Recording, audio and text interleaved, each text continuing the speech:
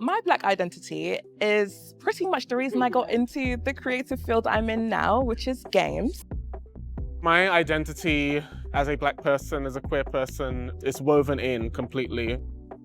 My identity is fundamental to, I think, my creative practice. I'm always operating from a position of trying to understand myself, thinking about then how I can help to curate spaces for others who are like me. What I do as a human being is to understand where I'm from, learning about ancestry and learning about mythology and the stories that shape the culture, that shape us as a society, understanding what it is to be Yoruba and understanding the mythology of a Yoruba person. And that feeds into the work. I taught myself how to 3D model so that I could bring braids, locks, curls, froze, just anything that was able to share the nuance that Black hair and Black creativity should show up in virtual and digital spaces. We come in like many different variations, and I try to showcase that through my art and through my drawings, and also through my process. I study characters, I study different types of Black people I see on the street. Creative industry globally continues to experience a boom, and there are amazing opportunities for Black creatives.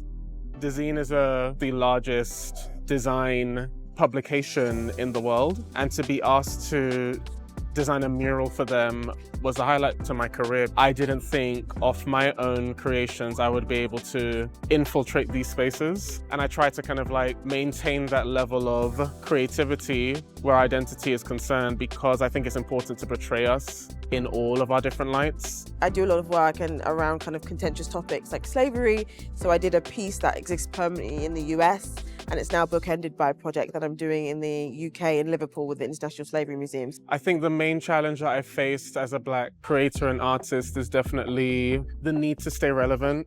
I've had to overcome the thought process that you have to continuously create in order to be at the forefront of people's screens or minds, and I found myself in a loophole of creating just for social media. When you're thinking about Blackness being kind of in vogue and out of vogue, what does it mean for a Black creative to stay true to that kind of essential part of their practice whilst trying to still navigate those ebbs and flows? And that can be really difficult. It's about trusting yourself, and I just find that depending on kind of economic and political situations, that really tests your own faith in yourself, but also the kind of infrastructure that sits around you and trusting you to also take on kind of bigger and better projects as well. I've been commissioned to make work, and I think that's an amazing thing. I think as a Black creative, there is a visibility challenge sometimes that I find.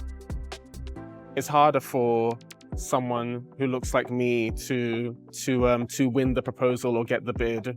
You know, I've had to sit with that and become okay with that. Rest on the fact that whatever is meant for you will come. You need to know what that value is in terms of your cultural capital, intellectual capital, understand finance, how you're going to sustain your business, what's the business model. And the last one is around, you know, having a huge amount of emotional capital or emotional intelligence so that you can navigate that very complex and fast changing terrain of the industry. The challenges that Black creative artists face are multiple, but they're the same for any artist. But of course, added to that is the racial dimension.